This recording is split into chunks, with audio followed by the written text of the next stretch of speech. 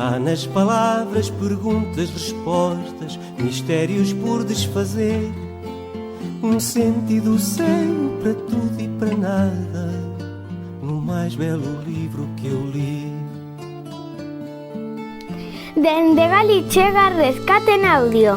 Recuperamos os clásicos da nosa Lis. A vida ven as orellas. Cal será o libro que chega hoxe a nós? Do mais belo livro por vir.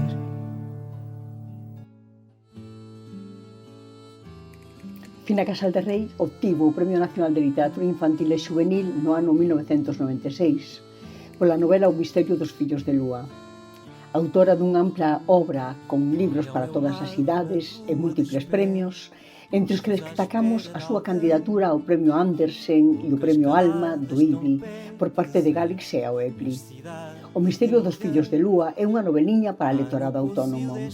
Unha tenra historia que reflicte a importancia da amizade e das relacións familiares, porque o misterio dos fillos de Lúa trata dunha familia que hai pouco tempo se trasladou da cidade a unha aldea e que ten unha gata que o irmán máis vello atopou nunha caixa perto do cemiterio. A súa nai non lle parece nada ben a idea de ter un gato nunha casa nova e moito menos unha gata, pero os rapaces convenceron e ao final ali quedou a gatiña. Nun principio querían a chamar Nube Gris, pero pensaran que era un nome moi longo e que soaba a indio, polo que lle puxeron Lúa. Un misterio rodea aos fillos de Lúa, porque cada vez que ten crías, desaparecen. Quen lle leva os fillos a Lúa? Para resolver este enigma, David conta coa axuda de Branca, a súa mellor amiga ou a moza, como queiramos chamarlle. Fina Casal de Rei conta ao modo de como fan os rapaces e as rapazas desa idade, conseguindo así a identificación do lectorado, pero ademais cunha gran dose de humor.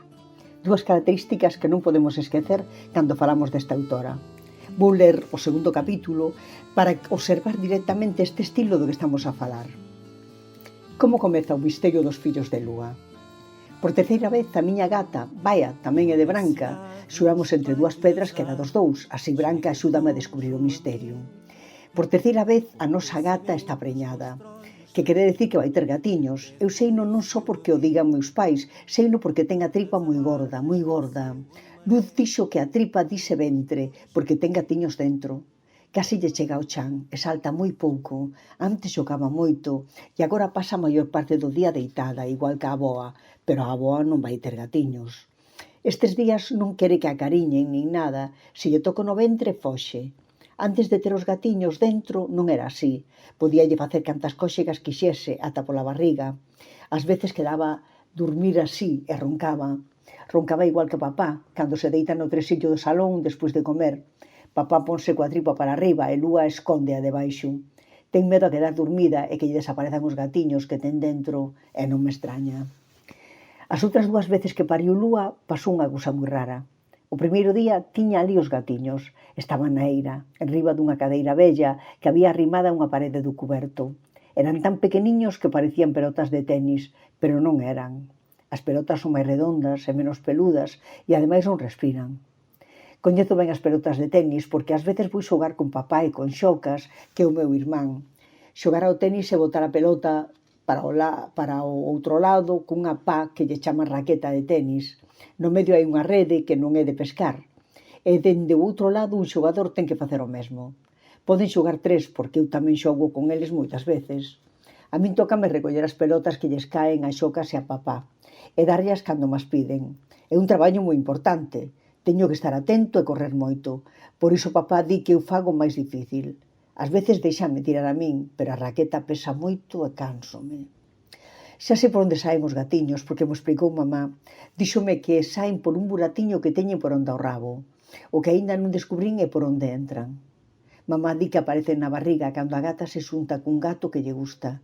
Se arriman moito, se fan noivos, se queren moitísimo, pode pasar iso. Díxomo que tamén pasa coas persoas, pero é mentira. Eu quero moito a Branca e ata lle din un bico onde hai que dalos para ser noivos, na boca. E Branca non vai ter gatiños nin nada. Creo que hai que facer o amor, que dormir xuntos como nas películas. Como a mamá e papá non vale, porque eles son da familia. E ademais non poden estar namorados porque están casados, non son noivos. Eu adoecía por coller un gatiño daqueles no colo. Tamén quería darlle unha Branca. Aquela primeira vez que lle naceron os gatos á lúa estaba máis contento que cando os reis me trouxeron aquela nó de auga. Total, na miña casa non deixan xogar con auga, eso que temos moita en todas as villas. Miña nai e meu pai non estaban tan contentos, sobre todo mamá, falaba soa, e iso é moi raro. Dicía, non teño por que pasar estes tragos por culpa da lea da gata. Non sei a que trago se refería, eu non había beber nada. Tampouco souben cal era a lea da gata. Pola mañá erguíme moi cedo, mesmo antes de que o peixeiro lanzase os bucinazos, que é cando as nais ou os pais van correndo cunha prata na man cara ao coche do señor ese.